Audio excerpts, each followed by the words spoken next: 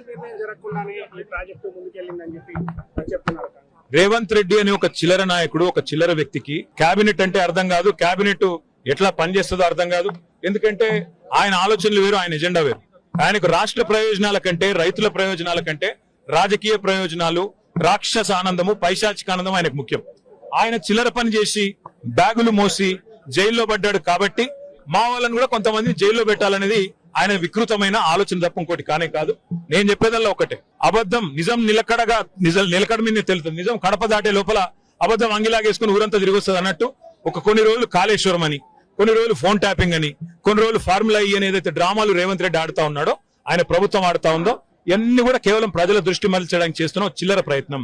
420 హామీలు 6 గ్యారంటీలు అమలు చేయలేని ముఖ్యమంత్రి, చివరికి మంత్రివర్గ విస్తరణ చేయలేని ముఖ్యమంత్రి, చివరికి మంత్రివర్గ విస్తరణ చేసిన పోర్ట్ఫోలియోలు కూడా కేటాయించుకోలేని ఒక అసమర్థ ఫెయిల్యూర్ చీఫ్ మినిస్టర్. ఆయన ఫెయిల్యూర్ ని కప్పిపుచ్చుకోవడానికి చిల్లర ప్రయత్నాలు చేస్తున్నాడు. అంతకంటే మించి చేసేదేం లేదు.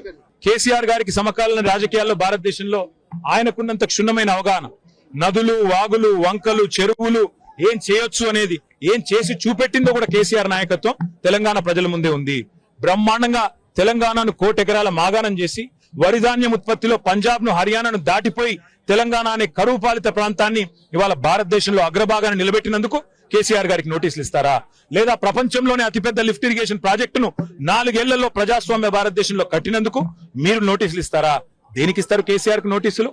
అన్ని చర్చలు కూడా ఇవాళ కమిషన్ ముందు జరుగుతాయి. ఎన్ని ప్రశ్నలు అడిగినా వాటికి సమాధానాలు సమర్థవంతంగా మేము చెప్తాము. ఇప్పటికే హరీష్ రావు గారి ప్రెజెంటేషన్ తోనే కాంగ్రెస్, బీజేపీ నాయకులు ఫ్యూజులు ఎగిరిపోయినాయి. ప్రజలకు కూడా మొత్తం వాస్తవాలు అర్థమైపోయినాయి. వాడు కొత్తగా చెప్పడానికి గానీ మరి అడగడానికి గానీ వాస్తవంగా ఏం లేదు. కానీ సాంకేతికంగా పిలవాలి కాబట్టి పిలిచడం నేను అనుకుంటాను.